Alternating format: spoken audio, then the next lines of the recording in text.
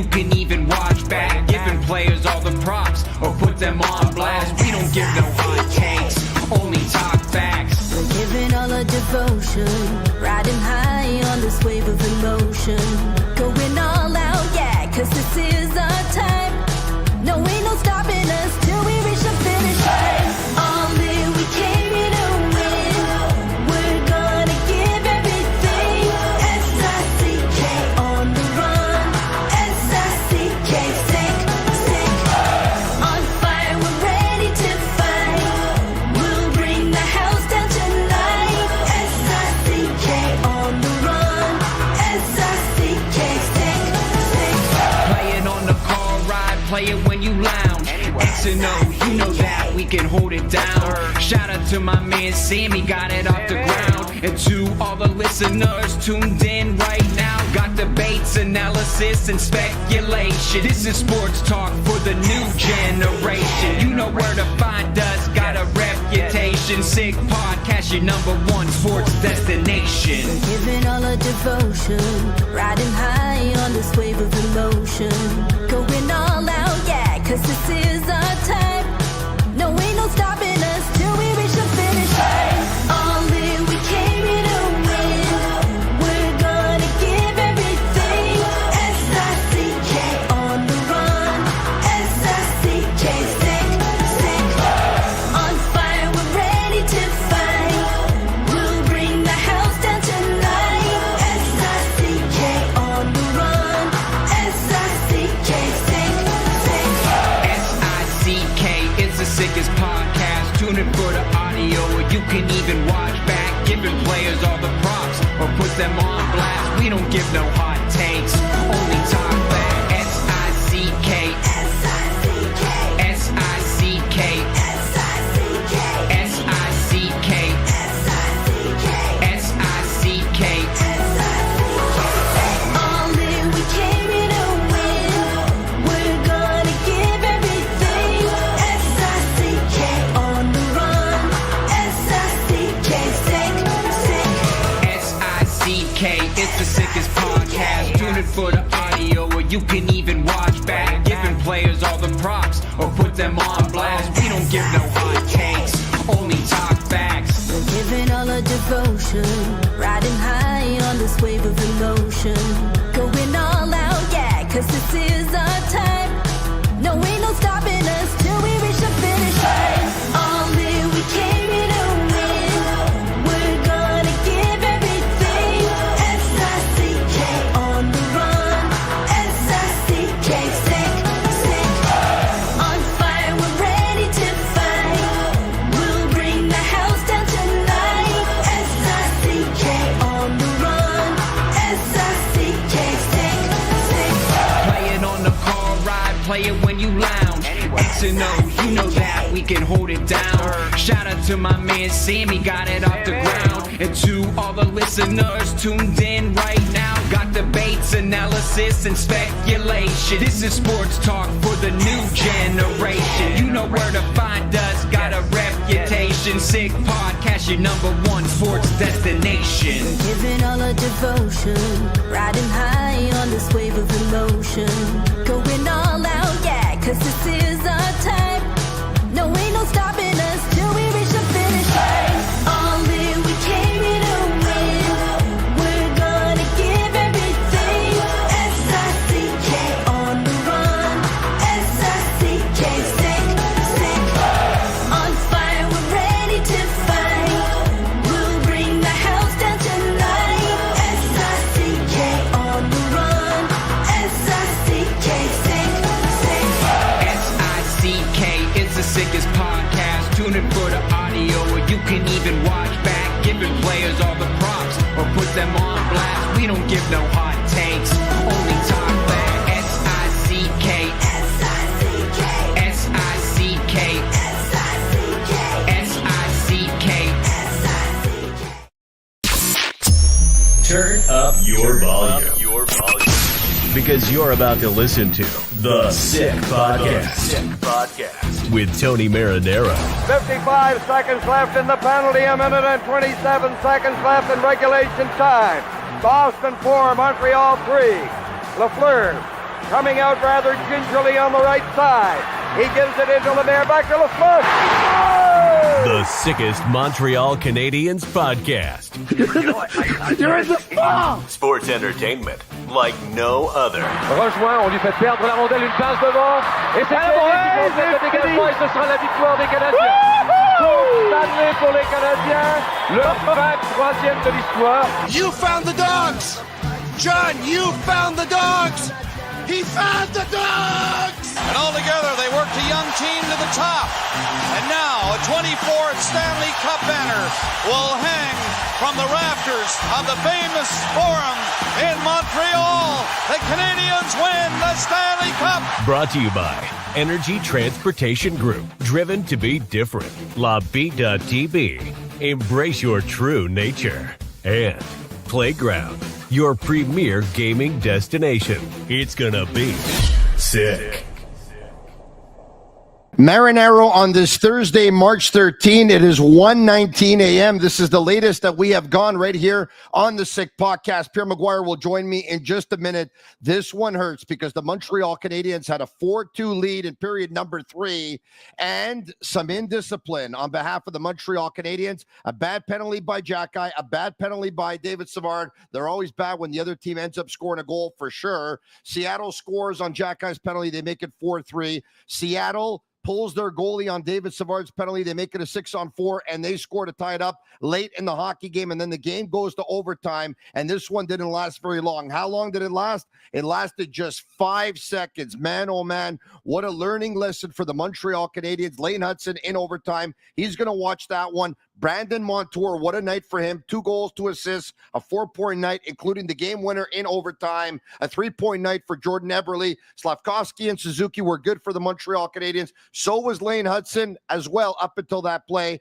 Dobish battled, but at the end of the day, he ends up giving up 5 goals, and the Montreal Canadiens lose, which seems to be a very crucial point in the standings as they go for a playoff spot. 0.1 point loss. Tonight feels like a point loss. We'll discuss it with Pierre McGuire. The Maguire Report. Presented by Vago Italian.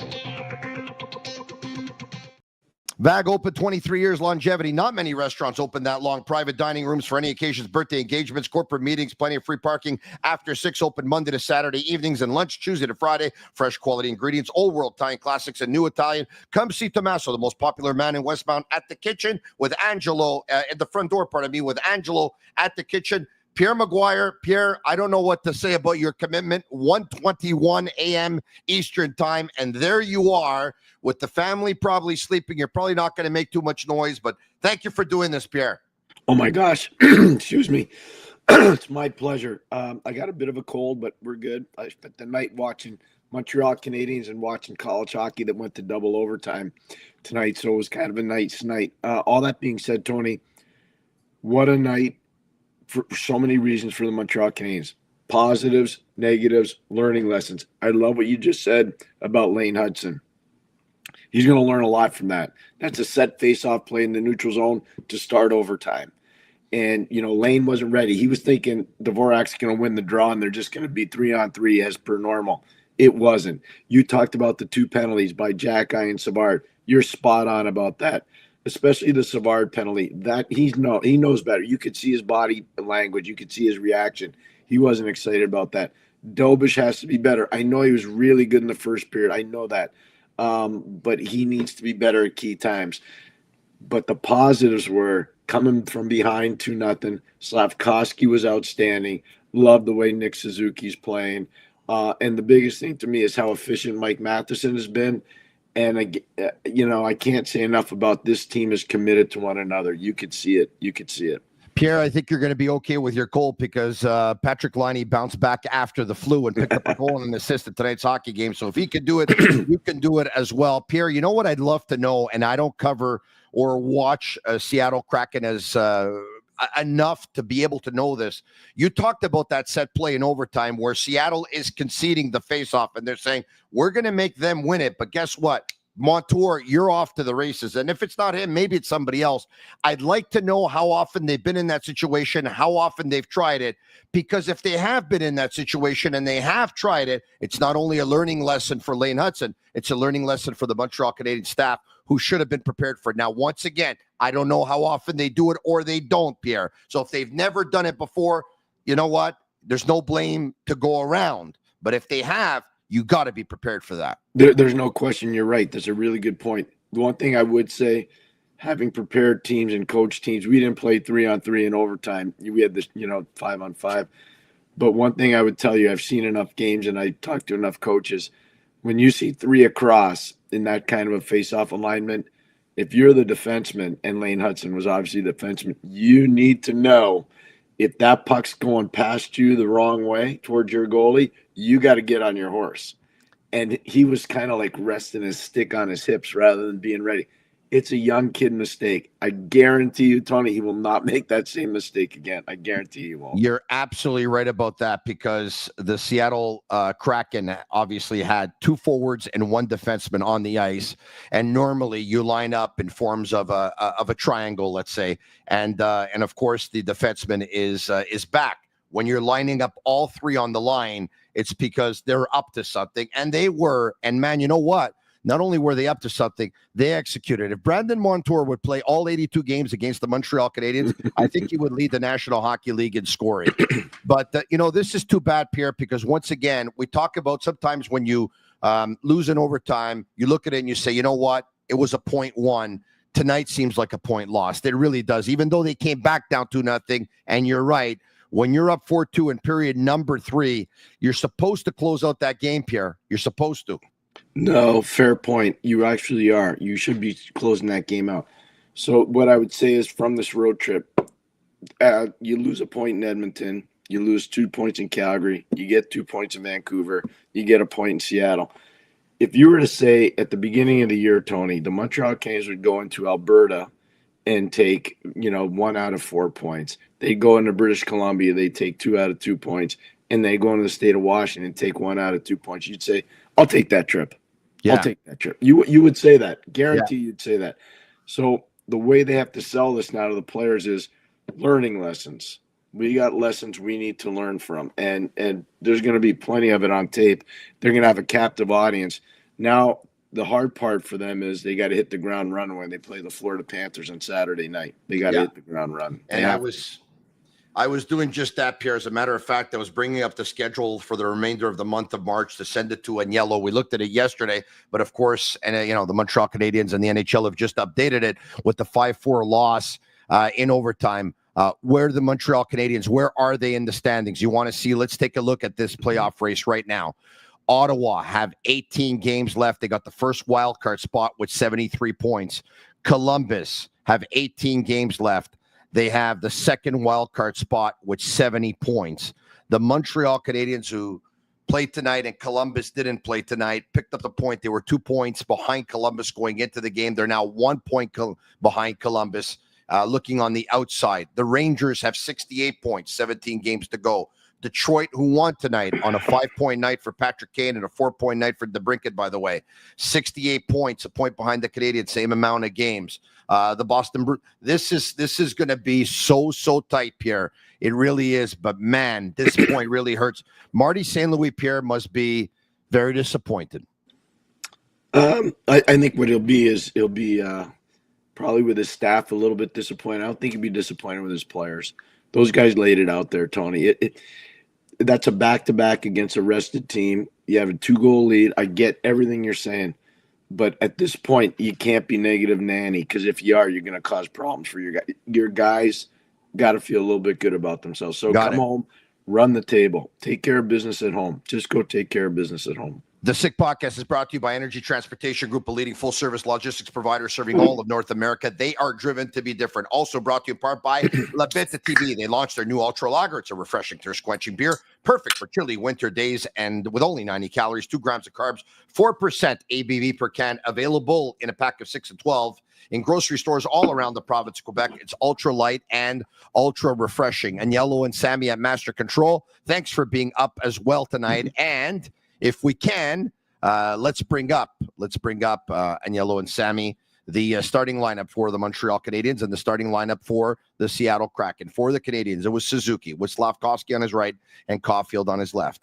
It was Newhook with Gallagher on his right and Joshua Roy on his left. It was Dvorak centering the third line with Anderson on his right and Patrick Laine on his left. It was Evans with Heineman and Pizzetta, and Yoel Armia, of course, unfortunately did not play in this one. But imagine he's day-to-day.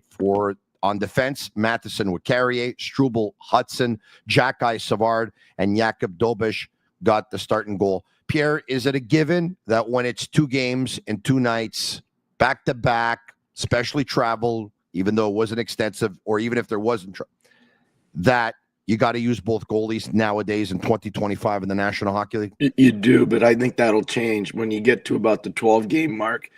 Excuse me, if they're still realistically in the playoff hunt, I think they're just going to ride the iron the whole way. And if Sam Montembeau's the iron, they're going to ride Sam Montembeau.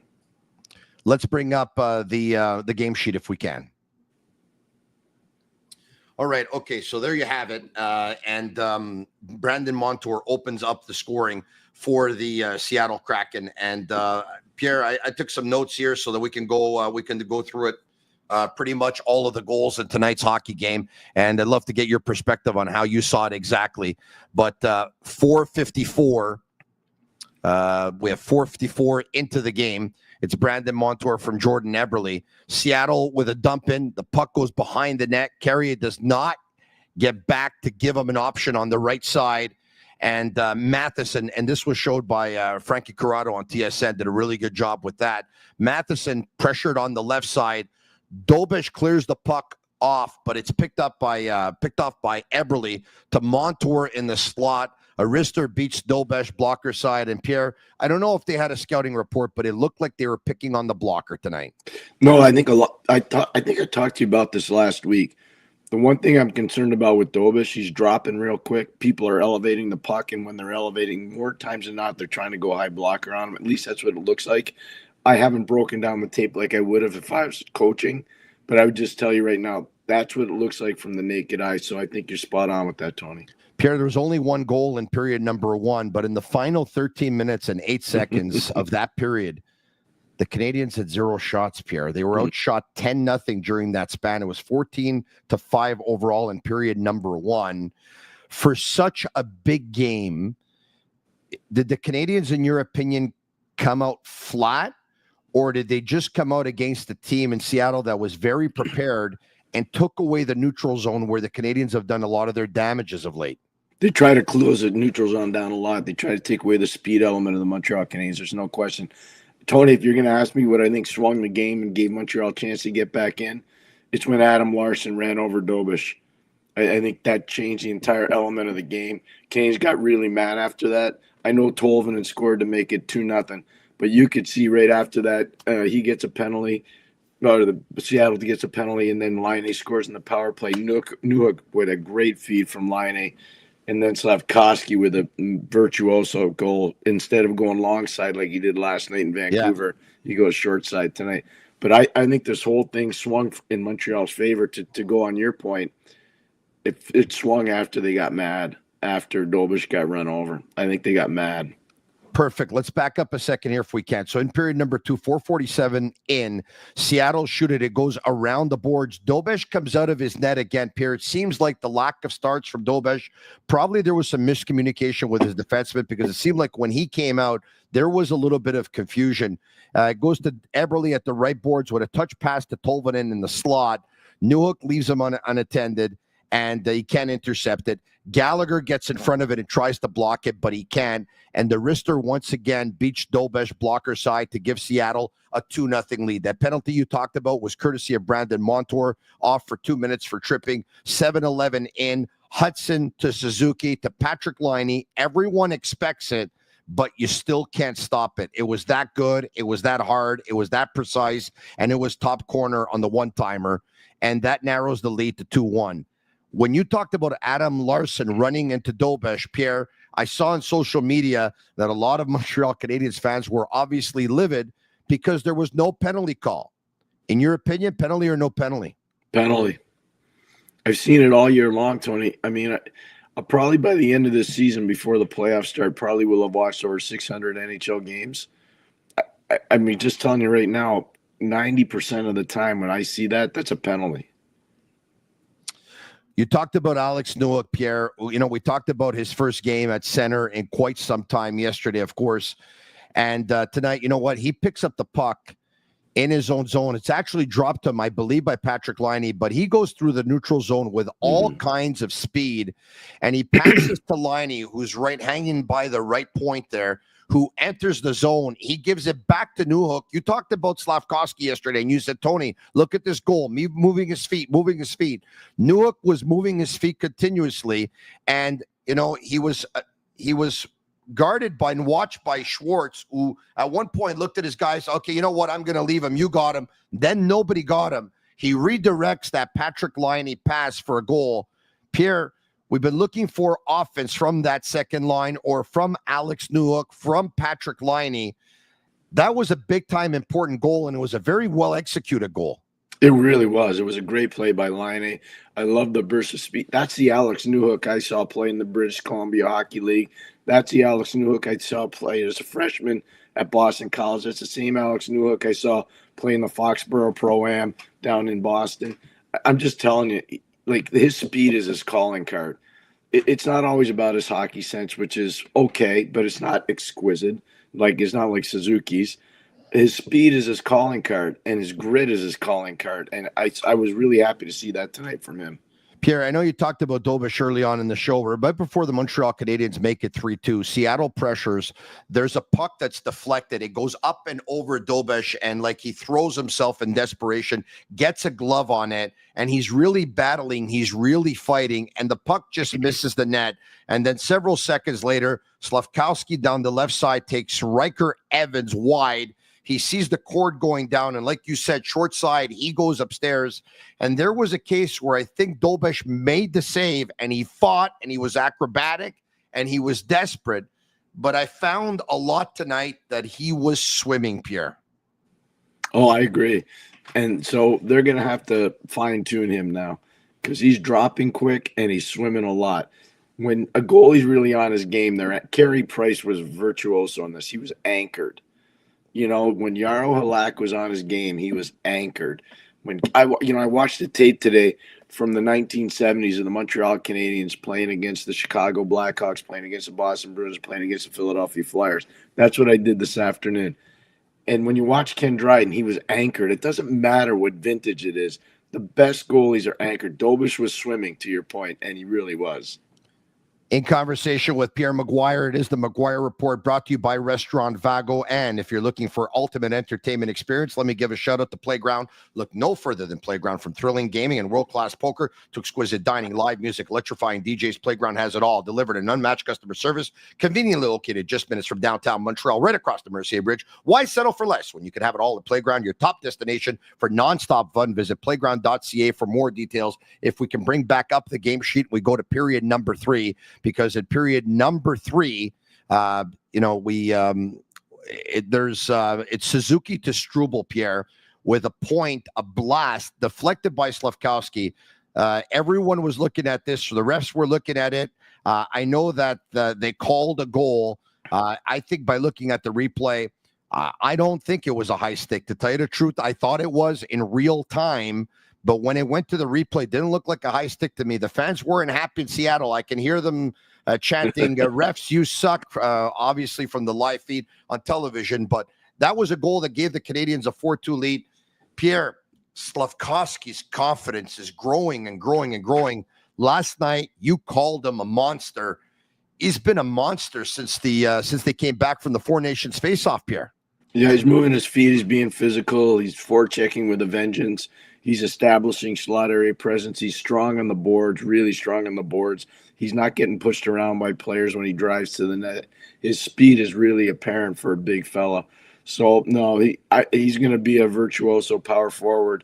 Kane's got to be really happy about where he is right now. Now, Tony, I'm going to give you another take on that goal. Yes. If that would have hit off the blade of his stick, that would have been no goal. It went off the shaft of his stick. And because it went off the shaft, I'm with you. I thought it was a good goal. Yeah, I agree with you 100%, Pierre. Pierre, what can you tell me about Yanni Newman, who makes his way into the lineup, and Shane Wright ended up playing on the fourth line? Once again, I was seeing on social media some fans of the Seattle Kraken were actually pretty livid because they were saying, you know what? Shane Wright's been playing pretty good in the last 20, 25 games of the season. Why is he on the fourth line? He was on the fourth line tonight. It was not a great game for Shane Wright. He was never really able to get into the hockey game tonight. But Yanni Newman, who plays tonight with his parents in attendance, scores his first goal in the National Hockey League on the power play. It was a bang-bang play. Jordan Eberle, by the way, was unreal tonight, Pierre. Might have been the best game he's played all year. Jordan's been hurt a lot this year. That might have been the best game he's played. And, you know, Tony, go a long way back with that kid. He was a tremendous Regina Pat. He was an awesome Western Hockey League player. He was really the star of the 2009 World Junior in Ottawa. I can't say enough good things about his athleticism and his skill and his compete. He's just a fantastic competitor. Newman is a great story. He's a kid that played for Ilves in Finland, played in the World Junior, big body, can score. He's been doing his chores as a 20-year-old down in the American Hockey League. Not an easy league for anybody to play in, but for a 20-year-old, that's tough stuff. And he's got almost, I think, 24, 25 goals, 20 if I remember correctly, down there. So you saw it. That puck's on his stick and it's off his stick in a hurry. He's a heck of a pick. The Seattle Kraken made a heck of a pick when they picked him. And they scored that goal on the power play with Arbor Jacki in the box, a penalty for a hooking. That narrows the lead to 4-3. And then with 2 minutes and 33 seconds left in regulation, David Savard with a tripping penalty on Burakovsky. They go to the power play, and Pierre, the Seattle Kraken, pull their goalie to go 6-on-4. Yeah. You got to love it. Oh, yeah, no. And I'm not trying to pick on him because I think Christian Dvorak's played some really good hockey for the Canadiens in the last little while. He's on the ice when Beniers tips that puck. And I'm sure, you know, we talked about correctable mistakes before. They're going to show the tape. He didn't tie him up, did he? No, not only that, he went sideways instead of going full frontal on Vince Dunn shooting the puck. He turned, Tony, and when he turns, that opens up the shooting lane, and the shooting lane where Benier presents his sticks, and that's where the puck goes in. So it's just a subtle little thing. He played some really good minutes for the Canadiens tonight. But that little subtle body movement, that opens up the shooting lane that Vince Dunn shouldn't have been seeing. That should have been going off of Dvorak's pads. It shouldn't have been going to Matt Beniers' stick. We're going to get to your questions in just about a minute or two. They're brought to you by Fruiterie de l'Art, a family-run business and mainstay in the LaSalle community since 1995. Proud to continue offering the same fresh foods and flavors that they have for the past 30 years, from fresh fruits and produce delivered daily to an ever-expanding assortment of deli meats, cheeses, and sandwiches. You'll find personalized service and friendly faces that make you feel like family. Are the Montreal Canadiens going to make the playoffs? You can put $1 or $2 on Betway. Go all the way with Betway and get a free bet up to $200 if your first bet loses. Scan the QR code on the screen or click on the link in the details section to create an account. Redeem your welcome offer. Offer is only available for new customers. Terms and conditions apply. Offers not available in Ontario. Must be 18 years of age and older. And please play responsibly. Pierre, without further ado, why don't we get to some of those questions? Sammy and Yellow at Master Control, you can bring them up because we have, Sammy, if you can let me know how many people we have on YouTube right now watching us live. I think we have about 1,000 on YouTube Live. Is that correct, Sammy? Or if you could tell us how much we have overall on YouTube Live, on Facebook Live, we have 3,200 total watching us right now, Pierre. 1:42 a.m. Eastern time, Pierre. 3,200 total. Pierre, this is what we call the passion of Montreal Canadiens fans. No question. Look, I'm one of them. I'm not going to lie. When I was a little boy growing up in Montreal, we had black and white TV, and I watched almost every game I could watch. I would devour it. That's one of the things I love about being on your show. You feel the passion from the fans that are part of it. What do I think of Joshua Watt tonight? I would give him an incomplete as a grade if I was a professor. I didn't see very much from him tonight. That question coming in from Massimo Pierre, I have to tell you, 2 games once again, is not a huge sample size, but you know, I put some importance to it, Pierre, because there's a lot that's been said about Joshua Roy in these 2 games. Like, I need him to go out and I need him to bring it. I need him to earn it. Pierre, for me, when he doesn't have the puck at the National Hockey League level in these 2 games, he's looked like a deer in headlights. And I'm sorry, 10 minutes and 38 seconds in tonight's hockey game, he had a couple of shots. He's a -2 on the night. it seems like he's always a second behind Pierre. Yeah, he's almost paralysis through over analysis. It might be a big step again. Maybe he's just, I don't know. But the one thing that I remember telling you the other day, it's about consistency for him. I've seen him have some amazing games, and then I've seen him have games that haven't been so amazing. And the key is to earn the coach's trust. You got to be consistent. That's the key to being in the National Hockey League. You might get away with that in the East Coast Hockey League. You might get away with that in the American League. You're not getting away with that in the NHL. You're just not getting away with it. That question was from Massimo, and thank you very much. Pierre, I'm going to take a couple more questions for you because you're losing your voice. No, I'm staying with you. Yeah, hey, I'm all in. We're going. Let's go. Okay, let's go. More questions. Here we go. Tyler says, Pierre, this loss feels like a loss that ends the chances for a wild card spot for the Habs with the schedule coming up. Am I wrong? Before you answer, Pierre, Agnello and Sammy Master Control, please bring up the schedule for the month of March for the Montreal Canadiens, the remainder of March. Okay, the Canadiens host the Florida Panthers on Saturday night and host the Ottawa Senators on Tuesday night. Couple nights after that, they're going to be in New York versus Patrick Roy's Islanders. Couple nights after that, they host the Colorado Avalanche. Several nights after that, on a Tuesday night, they're in St. Louis. On the Thursday night, they're in Philly. On the Friday night, they're in Carolina. On the Sunday afternoon, they're going to be in Florida versus the Panthers. Pierre, there's no doubt that this schedule between now and the end of March is extremely difficult. We talked about it last night. Take a look at what's going on here. At the end of the month, the Canadiens are going to be playing 3 games in 4 nights. That game versus Carolina is going to be their 3rd game in 4 nights, travel included. Travel to go to St. Louis, then from St. Louis to go to Philadelphia, then from Philadelphia to go to Carolina, 3 games in 4 nights. And then when you play that game on the Sunday, that Sunday game ends up being 4 games in 5.5 days or 3 games in 3.5 days. It's absolutely brutal, Pierre. But I'm not going to say that the loss tonight ends their chances because you know what? If they beat Florida on Saturday night and they beat Ottawa on Tuesday, and you hope that Ottawa and Columbus lose a game between now and then, you're back in it, Pierre. Yeah, I would never say that. It's too tight. Here's the one thing I'd say to Montreal Canadiens faithful. Think back to December. Game in Chicago, game in Florida, game in Tampa, game in Colorado, game in Vegas, right? Came out of that thing. That's what got them back in the race. That's a hard schedule because that's a lot of time zone travel. That's a lot of altitude. That's warm weather versus cold weather. That's a tough trip. So, no, I'm not prepared to say that. Does it hurt that they lost 2 points on this trip that they probably could have had 1 extra in Edmonton? I thought Stuart Skinner played great in that game and one they probably should have had tonight. So 2 extra points. It's minuscule. It does matter, but I still think they're far from being out of it. I really do. If memory serves me well, Pierre, on Saturday, December 28th, the Montreal Canadiens were in Florida versus the Panthers, and they beat the Panthers by a score of 4-0 on a shutout by Jakub Dobeš. The following night, with Montembeault in goal, they go to Tampa Bay. They win by a score of 5-2. A couple of days later, on a Tuesday afternoon, on New Year's Eve, they beat the Vegas Golden Knights by a score of 3-2, and Montembeault makes 3 huge stops in the last 30 seconds of the hockey game.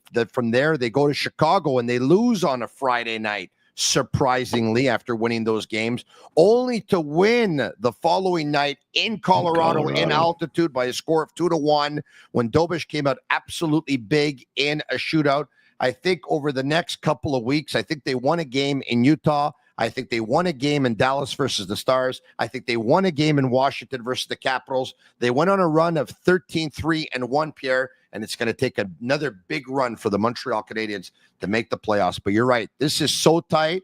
It's not over by any means here. No, it's not. Nope. More questions. Steven says, does Yoel Armia make that much of a difference that when he's out there, they give up 2 goals on the PK? By the way, is it me or Jake Evans was very silent tonight in this hockey game? I've seen the last little while with Jake since he signed his contract, and this is normal. This is not anything that's negative about him at all. Try to do too much. Try to be too cute. Try to, be one of the guys in terms of point production. You can never lose your identity as a player, especially when you're a role player that's an exquisite role player. So he's going to have to get back to getting the work boots on and the work hat on and stop trying to be a slickster and start being the player that he was. I saw too many turnovers the other night. Yeah. I saw a bit of that again tonight, especially near the end of the game. So that's just something. It's normal. It happens to almost every player I've ever seen sign a contract. I like the question, though, Pierre. Is it possible that Jake Evans, as good as he has been this season, was that good because of the chemistry that he has with Armia, and they were really completing themselves? They're really good together. You can't argue that, and if you try to, you're going to sound foolish. So I wouldn't even try to argue that. But I raised the point on the one power play goal that Seattle scored. Christian Dvorak's been a real useful penalty killer. He turned sideways. It's a bad read. It happens. You're never going to be letter perfect. So do they miss Armia? Yeah, they probably missed him, but I didn't think that's what affected the outcome of the game. Pierre, we'll get back to the game in just a second, but yesterday we were talking about finding the right centerman for Demidov was going to be coming, because we talked about, you know what? Yeah, Demidov will get an opportunity at one point to play with Suzuki, but the way Suzuki is going with Caulfield, they have so much chemistry. They're a perfect 1-2 touch, and Slafkovsky provides, especially with his size, such a perfect complement to that line, and they all complete each other. And we brought up a couple of names, right? And I had left you with a name, Yoel Eriksson-Ek, and you had given me a couple of names. I got this one earlier today from someone on Twitter who, unfortunately, their name escapes me right now, so I apologize for that. But I got a tweet early this morning saying, hey, I have a name for Pierre. How about Bo Horvat? And he's the number one centerman for the New York Islanders, is he not? Yeah, no, Bo would be an elite too. Bo would be a real good too, and high character person. He would be good. He'd be a good fit, but I don't see that happening. But it's a great name. That's a really good name. They traded Brock Nelson. I don't see them trading Barzal or Bo Horvat, but because they're already short of ammunition in New York with the Islanders, right? But yeah. Stranger things have happened. All right, Agnello and Sammy, you keep letting us know how many are watching total between Facebook Live, YouTube Live, and Twitter Live, because I think it's pretty cool that we're getting the numbers that we're getting at this stage of the season, at this time, early in the morning or late at night or early in the morning, depending on which way you want to look at it. All right, okay, once again, let's get back to more questions. And by the way, can we end up taking a call or two? Because if someone wants to call in, and Yellow and Sammy, let me know if we are equipped to pick up a few calls, take a few calls tonight. Let me know if we could do that. Tristan Grant says, Pierre, is Slaf ready to drive a second line to spread out the offense? Oh, I think he's ready, but I wouldn't do that. You got some magic going on with him and Suzuki and Caulfield. I would not do that. And I'd play this out the rest of this season. Let's see what next season brings. But right now, is he able to do it? 100%. Would I do it? No, I would not do it. I've always been of the mentality and the philosophy, Pierre, that if it ain't broke, don't fix it. I agree. Totally agree. More questions right here on the Habs postgame, the Sick Podcast. I'm Marinaro along with Pierre McGuire. AG says, do you think Montour is a good Reinbacker comparable at his ceiling? I don't. They're really different. Montour is an elite point producer. He's a big shooter. Kid that played at UMass Amherst, grew up in Ontario. Watched him play a lot, especially in Buffalo. I did a lot of the games when he's playing in Buffalo. I thought he was a real good Buffalo Sabre. He's more of a riverboat gambler. I think Reinbacker's more of a stabilized type player. But Montour's a good player. He's a really good player.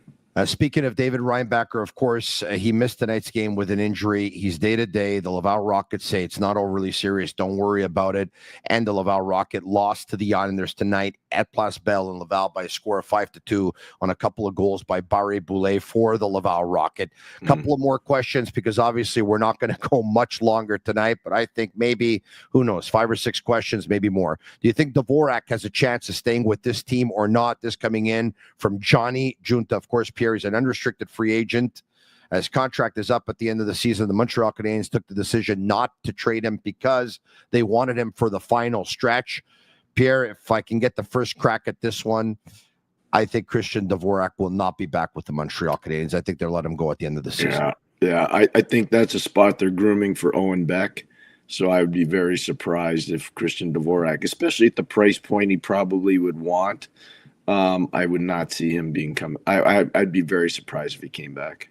Lane Hudson, it seems like once again, and I've said this to Pierre over and over, it sounds like a broken record, that every second game there's a stat that he's breaking or there's a milestone that he's reaching. By the way, congratulations to Juraj Slafkovsky with 100 career points.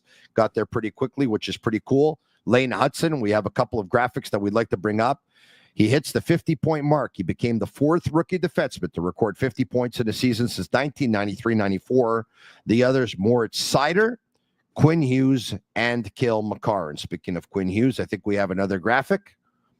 There you have it. With 51 points in 65 games, Lane Hudson is now the second highest scoring rookie defenseman among all active NHL players since Quinn Hughes is 53 points in 68 games in 2019-2020.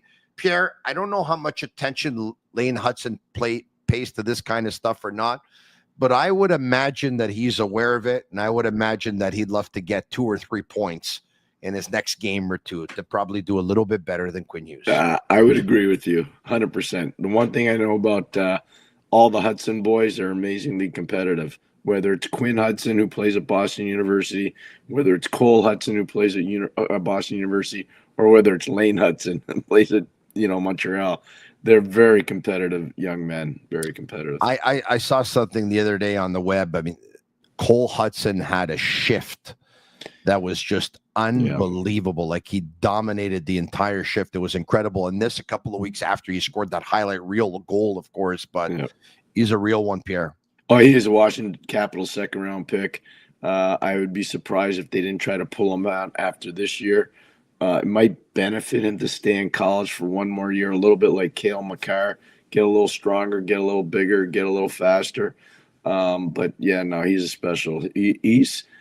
I don't think he's as good as Lane, but he's in that category. Let's put it that way. Pierre, you know what? We talked about Lane Hudson hitting these milestones. He, of course, was part of the 2022 draft. The Montreal Canadiens drafted him in the second round, 62nd overall. Their first pick overall was Juraj Slafkovsky, who's got 11 points in his last 10 games, Pierre. I mean, you talked about him, that he's moving his feet, but, man, since they've been back from the Four Nations face-off, I mean, Slafkovsky is really playing like that modern-day power forward. I mean, Anthony Martineau asked him, he said, you know what, did you watch the Canada versus USA? He said, yeah. He said, you watch Brady Tkachuk? He said, yeah. You know what, wouldn't you like to play like him? And he started laughing once again, and he said to Adam Nicholas, he said, yeah, you know what, it's funny, I just came out of a meeting, and we watched highlights and videos of Brady Tkachuk. And Adam Nicholas told me, if you want to have success in the National Hockey League, you have to play like that guy. And I said, okay, you know what? I like the way he plays. I want to play like him, and I can't play like him. He went on to say that he also saw videos of Matthew Tkachuk and other players as well. And Pierre, he told us that he wanted to play like him, and he's playing like him. Oh, yeah, he certainly is. I don't think he'll ever fight like him, but that's okay. He doesn't need to. But that physical presence is really apparent. There's no question. Tony, I don't want to make everybody sad. We're having such a fun time here late in the night, into the morning. Imagine if Brady Tkachuk was part of the Montreal Canadiens. Pierre, did you have to do this tonight? I mean, the Montreal Canadiens just lost a heartbreaker after leading 4-2. It's 1:56 a.m. Eastern time, and you have to throw this back in a – come on, Pierre. What are you doing to us here? You know, it broke my heart that day. I told you before the draft. I said, you did take this guy. You did.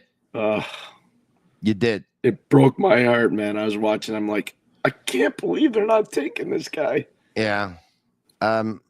What happens before that? Because Kotkaniemi, it just seemed like he gained a lot of hype and momentum, like a month leading up to the draft. Like, coming out of the World Under 18s, he really dominated. It was in Grand Forks, North Dakota that year, and he did dominate.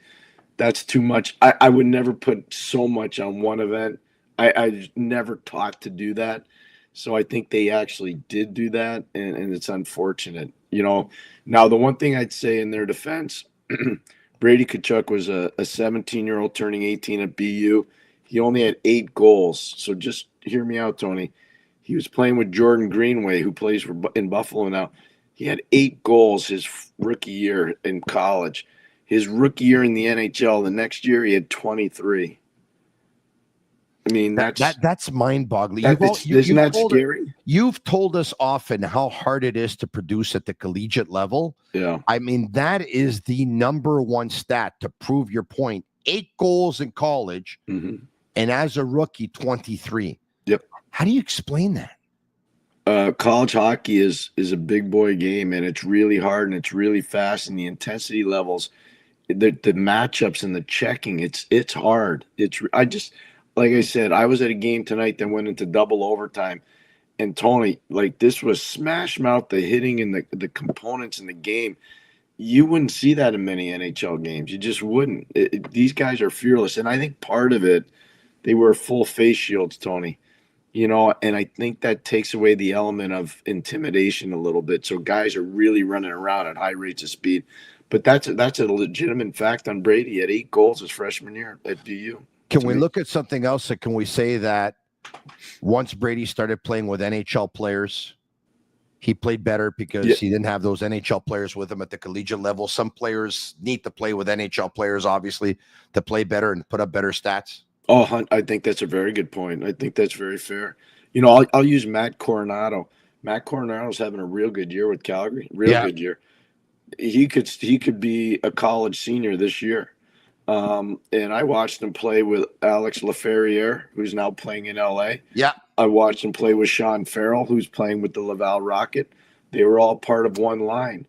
And I can tell you right now, I knew right away Matt Coronado, when he got with better players, and that's not a knock on Farrell and it's not a knock on Laferriere. They're both pro players.